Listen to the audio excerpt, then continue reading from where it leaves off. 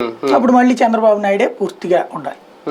ఆయన చివరి రక్తపు బొట్టు వరకు ఆయన చెప్పినటువంటి కాన్సెప్ట్ లెక్కనే ఖచ్చితంగా చంద్రబాబు నాయుడు ఊపిరున్నంత వరకు తెలుగుదేశం పార్టీ అయిందే. ఆయన తర్వాత లోకేష్తే, మధ్యలో జూనియర్ ఎన్టీఆర్ కానీ ఇంకెవ్వరిది కూడా కాదు. ప్రజలకు ఆల్టర్నేటివ్ అనేది పక్కన పెడితే భారతీయ జనతా పార్టీ ఒకవేళ టీడీపీ ఓటమి పాలైతే తెలుగుదేశం పార్టీలో ఉన్న నాయకులకి లేదంటే ఎమ్మెల్యేలకు రాజకీయ నాయకులకి బీజేపీ ఆల్టర్నేటివ్ అవుతుందా, లేదంటే వేరే పార్టీ రావాలా? 100కి 90% బీజేపీ ఆల్టర్నేటివ్ అయిపోతుంది. అప్పుడు అవసరమైతే ఇప్పుడు ముందు పురంధేశ్వరిని పెట్టిందే ఒక ఎత్తుగడ. కానీ ఇప్పటికే చాలా మంది టీడీపీ నేతలు ఓపెన్ గా చెప్తున్నారు బీజేపీతో మేము పొత్తు పెట్టుకుంటే అది ఆత్మహత్య సదృశ్యం అని. ఆ పార్టీలో వాళ్ళే వ్యతిరేకిస్తున్నారు అంతగా బీజేపీని. రేపొద్దున వాళ్ళకి ఎలాగ ఆల్టర్నేట్ అవుతుంది అనేది నా ప్రశ్న. ఆ మాటకి ధైర్యం చాలట్లేదు కదా. ఎందుకని చంద్రబాబు నాయుడు మాట్లాడట్లేదు ఆ మొక్క, ఎందుకు లోకేష్ మాట్లాడట్లేదు ఆ మొక్క?